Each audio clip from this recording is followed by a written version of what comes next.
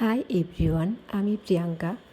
তোমাদের সাথে ছোট্ট একটা টিউটোরিয়াল ব্লগ নিয়ে হাজির হলাম।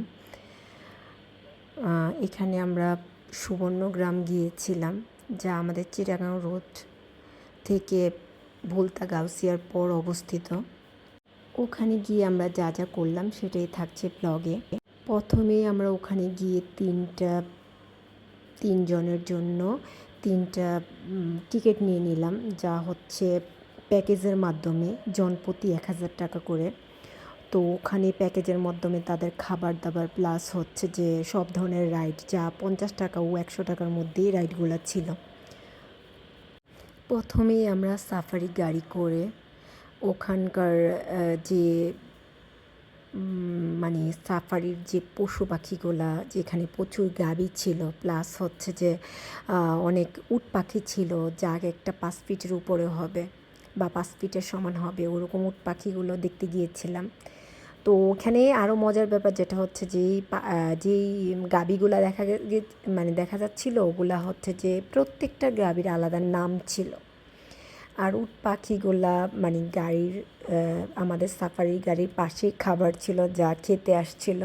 সো একদম পাখিগুলা সামনেই চলে আসে, যা আমার মেয়ে দেখে এত খুশি। বাচ্চারা যা হয় বাবা মার সাথে কোথাও গেলে এমনিতে তো আনন্দে থাকে, তার উপর আবার যদি পশু পাখি থাকে, প্রাকৃতিক ওয়েদার থাকে, বা সেটা যদি রিসোর্টের মতো কোনো জায়গা হয়, তাহলে তো আর কোনো কথাই নেই। তারপরে যেটা হলো যে ওখানকার পাখিগুলা দেখার পর আমরা ওখান থেকে ঘোড়ার গাড়িতে উঠলাম। তারপর হচ্ছে অনেকগুলো রাইড ছিল, ঘোড়ার গাড়ি, তারপর হচ্ছে সাফারি গাড়ি, তারপর হচ্ছে যে বিভিন্ন রকমের রাইড ছিল, যা প্রত্যেকটাই 50 থেকে 100 টাকার মধ্যেই, যা আমরা প্যাকেজের মাধ্যমে 3টা প্যাকেজ নিয়ে নিয়েছিলাম আর কি, পার পারসন 1000 করেছে, যেটা প্রথমেই বলছিলাম আর কি। তো ওখানে দেখো খাবারের প্লেস, বিশাল খাবারের প্লেস, অনেক মানুষ এখানে একসাথে খাবার খেতে পারবে। তো আমাদের জন্য 3টা লাঞ্চ ছিল, একটা দেশি খাবার সবজি, তারপর হচ্ছে চিকেন, ডিম বোনা, আর বাকি 2টা রোস্ট ডিম, আর হচ্ছে ভাত। খাবারের মান খুবই ভালো ছিল, প্লাস কোয়ান্টিটিও ভালো ছিল, একজনের জন্য ভরপুর খাবার ছিল।